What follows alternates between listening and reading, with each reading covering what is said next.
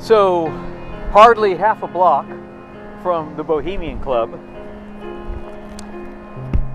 I will be sharing the story of the Black Panthers, the most aggressive black liberation organization of the 60s into the 70s in the United States. And I'm sharing the story because a number of the Panthers lived in this building for a short while in the 60s. Most of the Panther work in San Francisco was in the Fillmore district, about a mile and a half from here, 2 kilometers from here. But in fact, the Black Panthers had their origins in Oakland across the water, which in the 1970s was about 45% African American. San Francisco, by contrast, is about 5% African American today, down from about 10 or 11% when I moved here in 1996. So it's been a declining and largely real estate related on that account.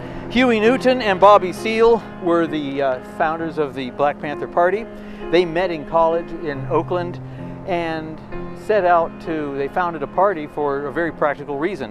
In 1965, out of 500,000 elected office positions in the United States, only 500 of those seats were occupied by African Americans, and the goal of the party was to elect 5,000 African Americans to political office by 1970. They did not reach that goal, but they certainly turned some heads along the way. They met in college in Oakland in the early mid-60s, and they expected a little bit more to follow the fact that they had gone through college.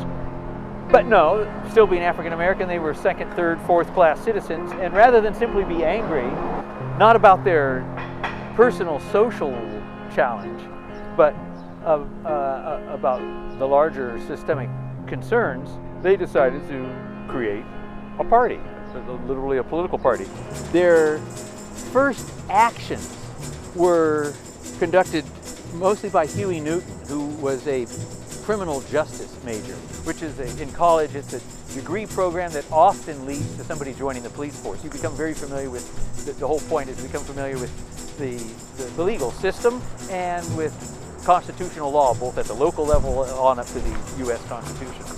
He was very familiar with local law and constitutional law, so what he would do is, in his own car, follow an Oakland police car all night long, and when they would stop an African American, he would be there with his knowledge, with a tablet, a pen and paper to take notes, a camera, and so he was there to witness what was happening so that it did not escalate into a violent encounter for the African American man, or if it did, he was there to document what was going on. So this was active work to address profiling.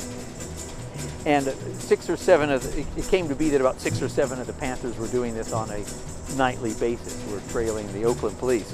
But there was something else they had in addition to the camera and the knowledge and the piece of paper and a pen, and that was a rifle. California was as liberal and even more liberal in terms of gun law than Texas in the 1960s. You could carry a rifle, and the Panthers purposely, aggressively carried a rifle in order to put the threat of violence as a mirror up to the police. If the police can carry a gun, the African Americans were saying, we're not going to be intimidated, we will carry a gun too, and it will be a rifle. So, and it's perfectly legal to do, and they would have it in their hands. The Panthers would have it in their hands when they got out of the car. And again, the idea was, you are not going to you the police, will not use the threat of violence without being reciprocated. We will show that right back to you. Perfectly constitutional and legal. So don't think as a police officer you're going to make us feel scared as African Americans. It's not going to happen. The Black Panther position on gun use was this: if the law says it's legal for whites to carry guns, the law applies for blacks too, and we will carry guns as well. We will mirror society. If society carries guns, we blacks will carry guns. And if the police can carry guns, we will carry guns. We will not initiate violence, but we will respond if violence is perpetrated against us. So it was very startling for white America to encounter not belligerent, but defiant of active blacks. The real breakthrough, you might say, in terms of membership in the Black Panthers occurs in 1966, summertime, when 50 of the Black Panthers went to the state capitol and walked into the state capitol carrying rifles. Walked in, and this, as you might imagine, scared the ever-living daylights out of the assembly, the state assembly, the state politicians. Within 6 weeks, the law was changed. So it took something as defiant and as remarkable as stepping into the state house with guns to transform that. The gun law here in California. With that experience and with the news of this walking into the state capitol, getting across the country, membership across the country began to rise very quickly in the Black Panthers, and so chapters opened up around the country, and then began the more day-to-day work, the real work that the Panthers, they weren't trying to gain attention for its own sake, except to grow the numbers of the group, but they really wanted to engage in community activity. And again, with the increase in numbers, there began the more day-to-day work, which included increasing access to housing opportunities, transportation, public transportation on the part of blacks, but also that included in a number of cities, and for a limited time, but operating an ambulance service serving black neighborhoods. The average time of response of an ambulance, and this is in the 1960s, to a white neighborhood was 5 minutes. In other words, you call the ambulance, within 5 minutes there's an ambulance here, if you're in a white neighborhood. If you're in a black neighborhood, 40 minutes.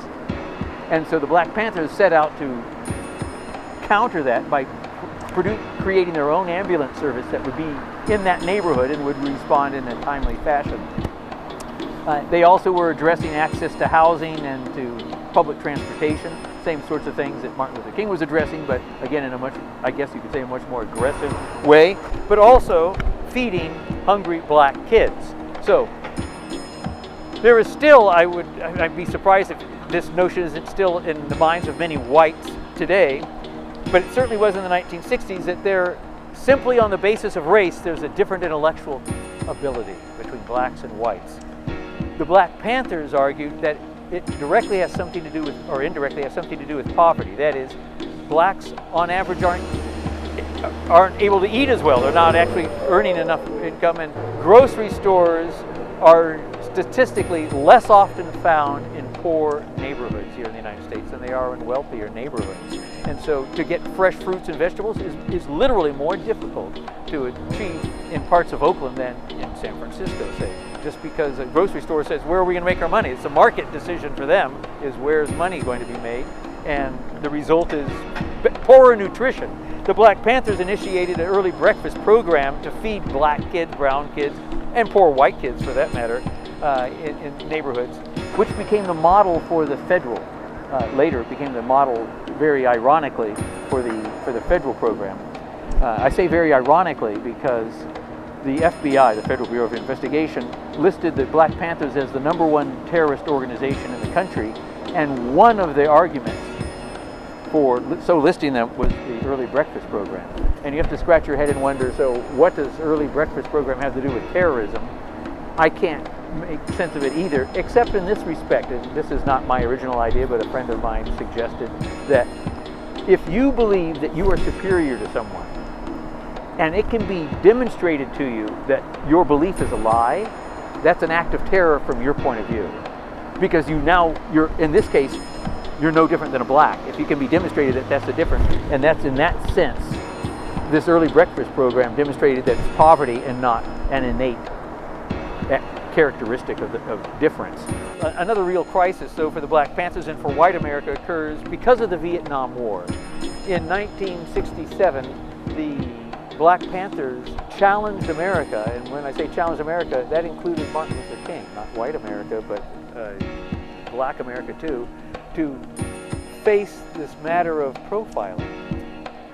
And the crisis story was the Vietnam War. So the Vietnam War during the Vietnam War there was what we call the draft. That's when young men at the age of 18, you have to sign up to join. There were ways to avoid the draft. And one of the ways to avoid the draft was to be enrolled full-time in college. Overwhelmingly, white boys were going to college. Overwhelmingly, black boys were not going to college. And when one looks at the death rate of American soldiers, again, I'm not minimizing the death of Vietnamese, but when looking at the death rate of American soldiers in Vietnam, it's clear that it was a race-based war. 20,000 of the 53,000 Americans killed in the Vietnam War were black. And the Black Panthers challenged America to say, and challenged Martin Luther King to publicly address the matter of how can you be in favor of nonviolence and not address American foreign policy. To his credit, Martin Luther King, after meeting with the Black Panthers, came out for the immediate and complete withdrawal of all U.S. forces from Vietnam. Now, he was already on board with that, but he hadn't gone public with it. But the Black Panthers made it a public issue, so he publicly was obliged to respond, and he did. The genius at this moment in time, 1969, for the Black Panthers was guided by Huey Newton, who connected white America with black America through this issue of the draft. He addressed white mothers chiefly, but white mothers and fathers too, and said, we as black, as the Black Panther Party, we will be on the very forefront of resisting the draft to preserve your kids if you will join us in working for black liberation. And a very small percentage, 10 to 15% of white American, progressive Americans, families, did just that. They actually did join with the Black Panthers in calling for greater liberties and opportunities for the black community in order to gain the alliance with the Black Panthers, who were on the forefront of resistance to the draft. When the draft ended in 1973, white America conveniently went back to its own suburbs, figuratively speaking and literally, and abandoned the black liberation movement. But nevertheless, in those intervening years, the Black Panthers went from being chiefly a black liberation organization to being a world liberation organization. And that fact is most notably crystallized in the fact that the only group of Americans invited to Maoist China were the Black Panthers. Mao Zedong invited the Black Panthers to Beijing, and they obliged. The takeaway from this stop about social movements, I would suggest, is they didn't use this phrase, but they were advocates for what I call security in geography. That's what every oppressed group, whether it's the gay community coming to San Francisco because security in geography compared with a part of the United States where there's fewer LGBTQ people who are open about that, this is where one would come to. Whatever the demographic that feels oppressed, they're searching for literally a place, a domain, a location where it's safe to be who they are.